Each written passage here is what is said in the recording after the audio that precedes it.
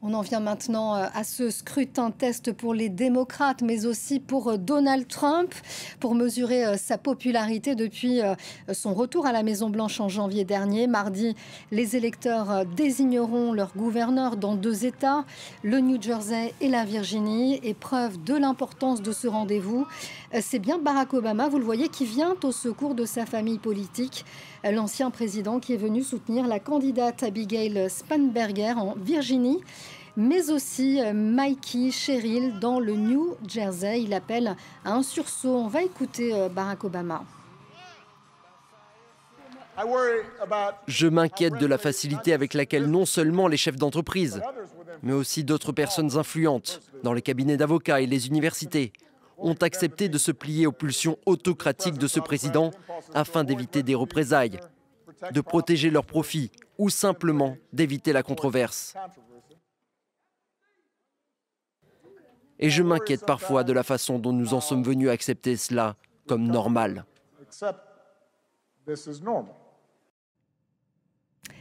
Un Barack Obama qui se faisait plutôt discret jusqu'ici, et s'il revient dans l'arène politique, c'est bien parce que ces élections de mardi seront particulièrement scrutées. Écoutez les précisions depuis Washington de notre correspondant Mathieu Mabin. Avant de vous parler de la Virginie, je tiens absolument à souligner l'importance de cette sortie du bois de Barack Obama. Il n'y a pas d'autre mot, après le silence assourdissant des anciens présidents démocrates, notamment ces derniers mois, à un moment effectivement où toute la classe politique démocrate et progressiste en réalité dénonce les dérives autoritaires de l'administration Trump et n'hésite plus effectivement, comme vient de le faire Barack Obama, à parler de menaces directes sur la démocratie américaine. C'est un épisode qui est suffisamment rare pour être souligné, j'insiste vraiment sur ce point. Effectivement, en Virginie, la campagne pour le poste de gouverneur entre dans sa dernière ligne droite. Elle oppose la démocrate, vous l'avez dit, Abigail Spanberger, ancienne agent de la CIA et députée, à la républicaine Winsome Earl Searls, actuel lieutenant-gouverneur de l'État. Et cette semaine, c'est un renfort de poids, vous l'avez dit, et on ne le répétera pas à l'excès, qui s'est invité dans la bataille avec Barack Obama lui-même. En réalité, la candidate démocrate ne pouvait pas rêver meilleur soutien. L'ancien président a pris la parole lors d'un grand rassemblement à Norfolk. C'est une ville absolument majeure pour cet État de Virginie, pour soutenir Spanberger, qu'il décrit comme pragmatique et intègre.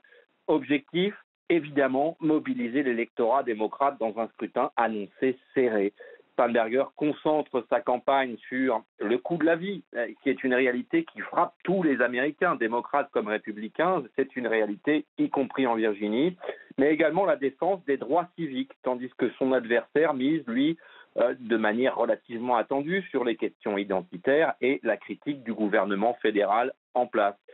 Cette élection prévue le 4 novembre est observée bien au-delà de la Virginie, vous l'imaginez bien. Elle servira en réalité de test national à un an des grandes échéances de 2026, des midterms bien sûr, un test national pour mesurer la capacité du camp démocrate à mobiliser face à une base républicaine qui, elle, est toujours galvanisée près de 9 mois après l'entrée de Donald Trump à la Maison-Blanche. Et puis, sachez, pour être complet, que l'on votera aussi ce mardi aux États-Unis, à New York, pour désigner le prochain maire. Ici, il y a un grand favori, le démocrate Zoran Mamdani. En Californie, il y aura un référendum populaire sur le très stratégique découpage électoral.